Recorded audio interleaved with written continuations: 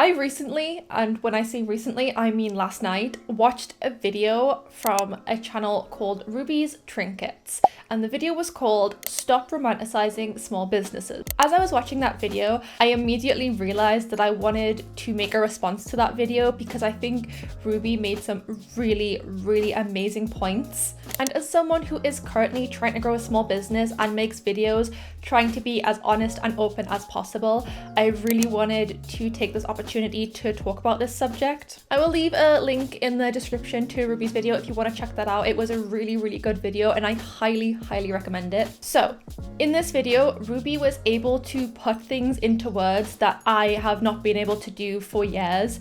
She was able to very, very accurately describe how I've felt about the small business and art community.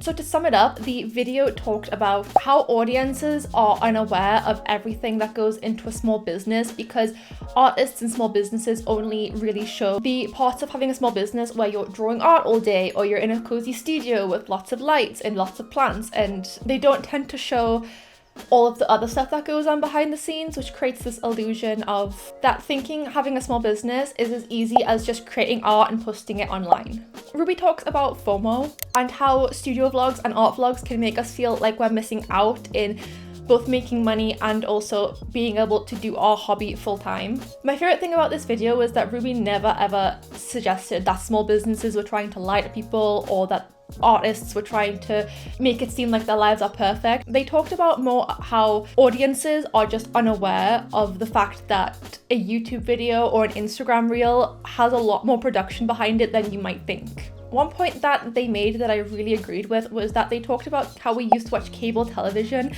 and when we watched that, we never felt that fear of missing out because we knew that a lot had gone into the production of that TV series or that movie.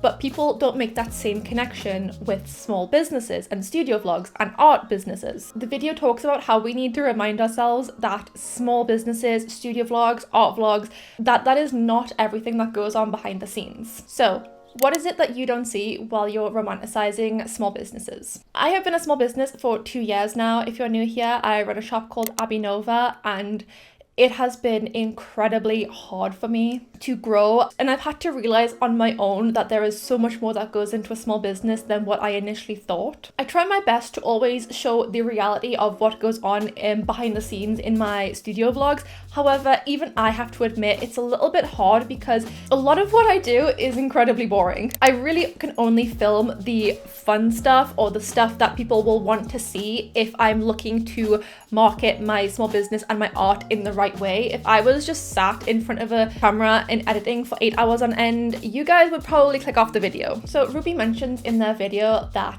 small businesses of course can't just show the boring stuff, and I completely agree with that. If small businesses were making videos about just doing their taxes on a day-to-day basis or accounting or finance and stuff like that, you guys probably wouldn't be as inclined to watch it as you would a cozy art video. So these videos tend to only show the coziest and most fun parts of running a business, and we convince ourselves that that is all having a small business is. It's just waking up, making a nice breakfast, drawing art all day, and then going to bed in a really nice luxury apartment and getting hundreds of orders every day without any extra work on top of it. Now, the reason I wanted to respond to this video was because I have myself fallen into this trap. As I said before, I was under the impression that having an art business would literally be as easy as taking my art, putting it online, starting an Etsy shop, and getting hundreds of orders. I started my shop with only 7 products, and I think about 5 of them were art prints. I didn't really think about any of the entrepreneur side of having a small business and what it would actually entail. I also didn't really think about how hard and how much time marketing would take up while growing a business. Because of this, I've had to learn a lot of skills along the way, and a lot of it I've done on my own, which hasn't been easy to do. And even though I try to be as honest and open in my vlogs as possible, I often find that I still am unable to fully show you guys what really goes into having a small business and growing a small business in those vlogs, because like I said, if I was just sitting there in editing for 6-8 hours on end in a vlog, you guys would not watch that. Let's face it, you guys would not watch that, and I wouldn't blame you because I wouldn't watch that either. So the reason that I'm making this video is because I wanted to take this opportunity, thanks to Ruby, who was able to, I guess, validate how I was feeling about romanticizing art businesses, and I feel like I have the chance now to fully talk about exactly what goes into having a small business, just completely out in the open. I want to talk to you guys about what my days actually look like, what I have to do growing a business, and how I feel about it all. So here is everything that you don't see in art vlogs and studio vlogs about growing a small business. The first thing that came to mind when I asked myself, what is the one thing that I tend not to show when I film my videos, and that was editing. Editing by far takes me the most time out of anything else in my week. And editing comes under marketing. So more than doing art, marketing, I'd say, is the biggest thing that I do for my small business. Editing takes me no less than 3 days to do, and a usual half an hour to 40-minute vlog takes me 6 to 8 hours to fully cut down and edit into a video that you guys then watch. I also have a full-time job, which I know you guys know about because I am very open with it. However, it's very, very easy to forget because I don't show that in my vlogs. I don't show the fact that I go to work for 8.5 hours, 4 days a week, which I'm very lucky. I only have to do 4 days a week and not 5. I used to work a 5-day-a-week job and also did about 8 hours every single day at that job, and it killed me to do that alongside trying to grow a small business. It was so hard. I usually get home from work and the first thing that I do, it's not sit down and relax and doom scroll or put on a movie or even make myself dinner. I come into my office and I immediately start working on my small business, whether that is doing art or whether it's usually editing a video or planning videos or, again, marketing. It's usually mostly just marketing. Speaking of my job, I work a minimum wage job. I am by no means rich, and a lot of the times I still struggle with money, especially growing a small business. There have been times growing a small business where I genuinely thought I'd have to quit because I just could not afford to keep up with it, because when you're first starting out, there's no income unless you're getting orders straight away, which I didn't do. I ended up losing a lot of money on my business.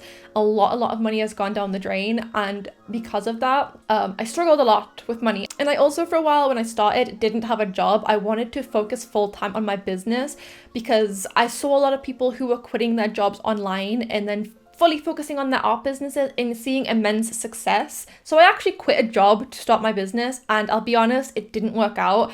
I had some savings and I lived off those savings for a good few months, but when those savings were gone, I had no choice but to get another job, and I got a job as a barista. And although now I am definitely a bit better off with money in terms of not working a part-time barista job, I work a full-time office job now, I still struggle a lot, and finances and budgeting are obviously, they're not my strong suit, which goes into the next thing that you guys don't see, which is in fact budgeting and finance. There may be some small businesses that talk about budgeting and finance in their videos, or maybe they do videos on how to budget and finance, but a lot of them don't talk about it. And I don't talk about it either because I'm very bad at it. A lot of the time I have to ask like my mom for help with things like taxes, because I'm right-brained. I started an art business because I wanted to do art, not because I wanted to be an accountant. But unfortunately, that is the case with growing a business, is you have to be a little bit of everything. And I'm not gonna lie, I hate that part of it. I hate having to budget and work on finances and calculate how much products are going to cost me and how much I'm going to have to sell them for, and all. It's not fun. I've never liked math. It's not my favorite part of running a business, but it is a part of it. Another part of having a business that you don't see is search engine optimization. Most small businesses will do this whether they realize it or not, but posting on Etsy or even on your Shopify shop is not as easy as just putting up a listing and then having it be really popular for no reason. They'll have to do a lot of things like keyword research, competitor research, have to look into if that product's popular right now, what's trending, like what designs are trending. You can't always just expect to put products out there and for them to be bestsellers just by luck. A lot of it has to be very strategic. So when I do a launch for my products, at least a week of that launch before it goes live will be search engine optimization, which is a little boring when you're trying to optimize 30 products in like one go before a launch goes live. It can still be very tedious. Another thing that I struggle with is staying consistent. For a good year and a half of having a YouTube channel, I was posting weekly and I found it was burning me out very, very badly. So then I decided to not have a posting schedule and just post whenever a video was ready. And then I started posting twice a week, not on purpose. That's just how it worked with me, you know, working a full-time job and trying to do launches and do everything else on top of it. Posting consistently on social media like Instagram, even YouTube, which is my main platform, I'd say, got really hard. And because of that, views started dropping off. I stopped getting as many followers and subscribers, and it kind of just spirals from there. It's so hard to stay consistent when you've got all of these other things in the background that you've got to do. I can't always spend my 3 days out of the week editing videos because I have other stuff I need to do. It's very, very stressful. And that's not even mentioning like my personal stuff, like trying to keep up with having a social life and, you know, trying to achieve other goals that have nothing to do with my small business. That doesn't even include any of them. So you can imagine how much work it actually amounts to when you're trying to post every single week. Another thing about social media is that it is incredibly hard to get good engagement rates. I feel like as a small business, to look professional and to feel like a brand, I should be getting hundreds of likes on Instagram every time I post. But honestly, I'm lucky to scrape 100 on Instagram. It's so hard to stand out.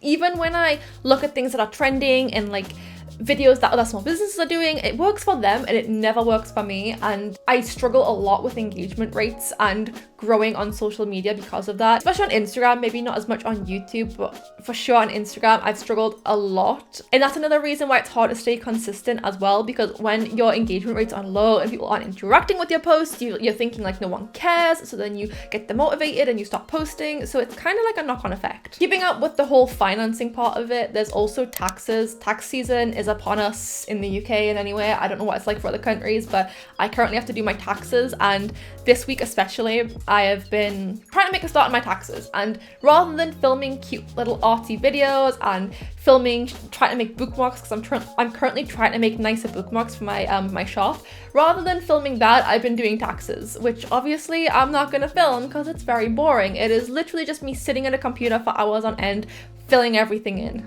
And other than editing, there is also photography and videography, which are two very, very tough skills to learn. When I started a business, I hated doing product photography. I'm a little better at it now and it's tolerable, but would I say I enjoy it? Not really. Is it an essential part of my business? Yes.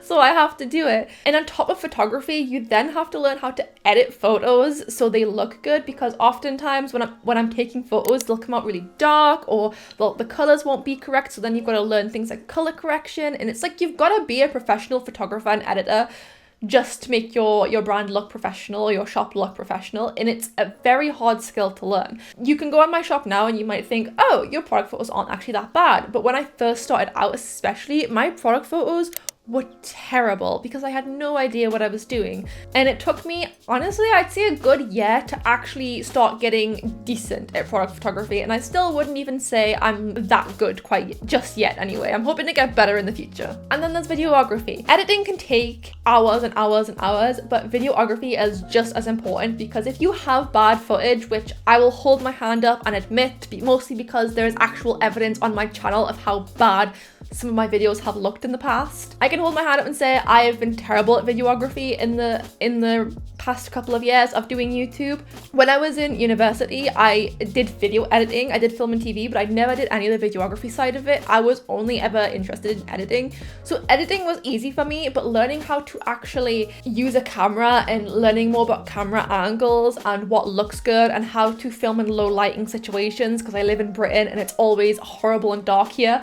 It's been really tough. Even using things like lamps and lights to make my shots look bigger, they either usually would look really dark or really overexposed or really orange or really blue. And so having to learn videography was another skill that I really struggled with. Which brings me to another thing that most small businesses wouldn't really talk about, which is parcels going missing, things arriving broken, losing money on items that went wrong because of delivery, and then having to chase up your delivery company only for your delivery company to tell you there's nothing they can do, and maybe they'll send you like a couple of pounds worth of stamps, but you don't need those stamps because you're on Etsy and you have a label machine. Speaking from experience, if you couldn't tell. There's also the panic when things aren't going right or things aren't growing as much as you thought they would, when videos or reels or Instagram posts or whatever it is that you're doing just don't take off and no one seems to care about your product or your brands and you just can't get engagement. The panic that you feel is awful. There's a constant pressure on you to do well, for every single YouTube video and every single reel to be a masterpiece. It's stressful. It can get a lot. You may have noticed from this list as well, most of the things that I do are mostly marketing. A lot of having a business, for me anyway, I can't speak for every business, but I'm pretty sure it's probably the same. A lot of it for me is marketing. It's learning to video edit and edit photographs and take photographs and record videos. Honestly, for me, that is most of having a small business. I don't really get that many orders still. I get more than what I did, but it's still not tons. Maybe I'll pack 1 or 2 orders a week and maybe I'll make art a couple of times a month, if that. I feel like even me, someone who tries to be as honest and open as possible with my vlogs, I even struggle to show you guys that that is not just all I do, because when I go to draw or when I go to pack orders, the first thing I think is, I gotta film this. When I go to sit down to video edit or do taxes, I don't think, hey, I should film this, because no one cares. It's not what people want to see. So that baseline of thinking that having a business is all art and packing hundreds of orders is just not true. It's kind of like that iceberg effect, where it's at the top of the iceberg is them making art and packing orders, but underneath is everything else that I just listed. And to be honest, there are things that I probably missed out of that list as well. Things like doing market stalls. They're not as glamorous as you'd think. A lot of the times it would be standing in the freezing cold for 8 hours on end and only coming home with 50 pounds. That's what it's like selling at market stalls, because you can never predict how well things are going to go. Don't get me wrong, it can go very well, but you also have to prepare yourself for the days where it won't go very well and you won't come away with profit, because they do happen. It's just a lot of the times people may not film those kinds of events, or they may film them and just decide not to post them because they don't want to, and that's absolutely fine. I wanted to make this video because, like Ruby, I truly want people to see and understand what it is like having a small business. I do not want you guys watching my videos or any other small business videos and thinking that it's all sunshine and rainbows and that everything goes well all the time and that they're making tons of money and barely have to work for it. They can get up when they want, they can wake up, read a nice book, eat a lovely breakfast, and then draw art all day and go to sleep, and that's all they do, because it's just not true. Art is a very, very small part of actually running an art business. And I'm saying this not to scare you or put you off, but because if you understand what you're getting yourself into before you actually start, there's a lot better of a chance that you will stick it out and you will succeed in what you're doing. A lot of people quit or give up because after they started a small business, they realize it's not the dream they thought it was. They realize that they're not doing art every day. And there have been months that have gone by where I've not drawn a single thing despite having an art business. Another point that Ruby made in her video was that artists are typically right-brained. So when you start a business and you realize a lot of the tasks involve a lot of math or a lot of, logical business strategies, you might get put off by it. Having an art business can get very boring, and it's not all fancy studios and cozy vlogs like you might think it is. For example, you can go back and you can watch my videos from a year ago. I was growing a business from my tiny little bedroom. I did not have a fancy studio. I didn't know what I was doing. I made a lot of mistakes. That is what it's like growing a business. But even then, I feel like up until now, I've never been able to truly talk about everything that I do behind the scenes, behind the camera, because there are just some things that wouldn't make sense to show you guys. But regardless, I want you guys to consume content with open eyes. And when you watch studio vlogs, I want you to acknowledge that the videos you're watching are really fun. I love studio vlogs.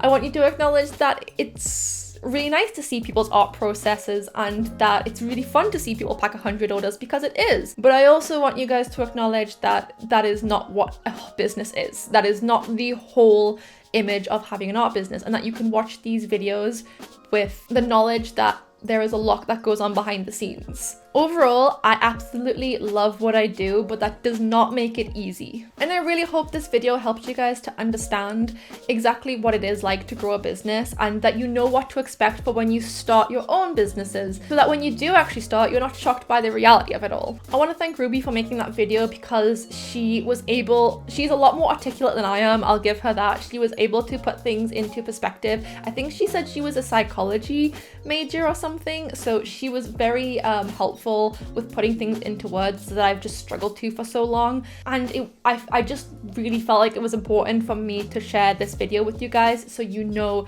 exactly what it is like growing a business. If you guys liked and you want to see more from me and my journey, then please subscribe. If you guys like this video, then you might like my last video where I shared the 5 big mistakes I made while growing a small business. Thank you guys so much for watching. Don't forget to check out Ruby's video, and I'll see you guys in the next one. Bye! Bye!